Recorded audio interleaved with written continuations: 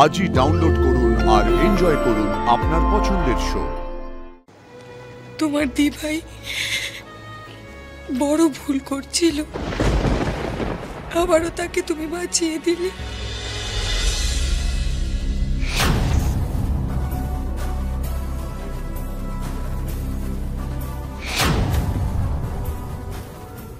কি বলেছে কি এরা? সর্বনাশ। অভিরূপ দেখো ভাই, আমরা না একদমই সত্যিটা সামনে আনতে চাইনি, কিন্তু এই মেয়েটা যে ওরে বাবা রে বাবা, কি সাংঘাতিক কি সাংঘাতিক। এই অভিরূপ, তুমি জানতে না এই মেয়েটা বক্সার? অভিরূপই তো আমাদের হাতে টাকা দিয়েছিল। বিশ্বাস করুন, আমাদের না কোনো দোষ নেই, আমরা এই নারী নক্ষত্র কিচ্ছু জানি না। আমাদের হাতে টাকা দিয়ে বলেছিল যে ওই লাবণ্য সান্যালের নামে কুৎসা রটাতে। অভিরূপ সামন্ত, আজ একটা মেয়েকে তুমি যেভাবে ঠকালে, এটাও কিন্তু আইনের চোখে একটা বড় অপরাধ, এটা জানো তো? কিসের অপরাধ মিস্টার সেনগুপ্ত?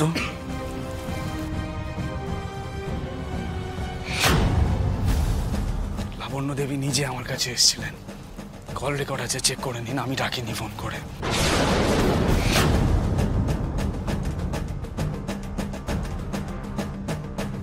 বাকি রইল আমার ক্রাচ নিয়ে হাঁটার কথা।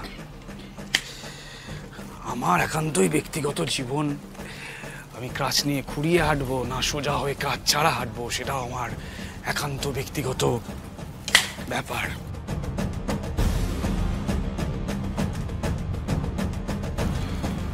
আপনি আমাকে আইন শেখাচ্ছেন?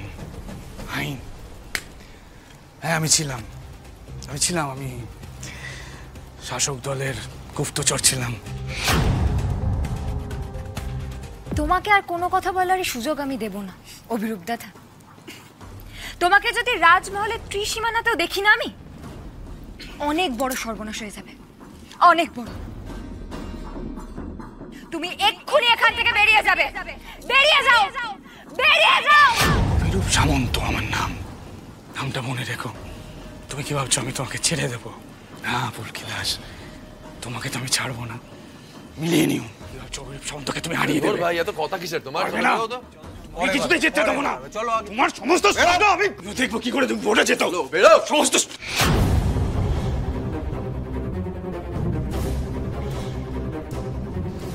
আরে নির্লজ্জ মানুষ তো, বেরোতে পারছো না? বেরো।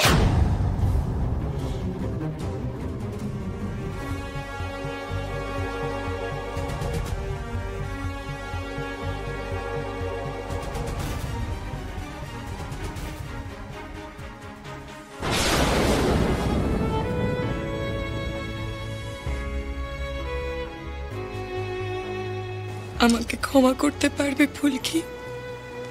তোমার দিভাই বড় ভুল করছিল, আবারও তাকে তুমি বাঁচিয়ে দিলে।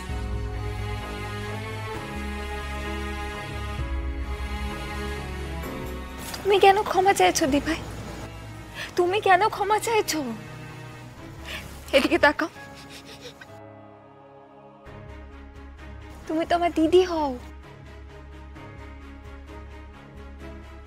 আচ্ছা, আমি কখনো তোমার খারাপ হতে দেখতে পারবো বলো তো? কখনো পারবো?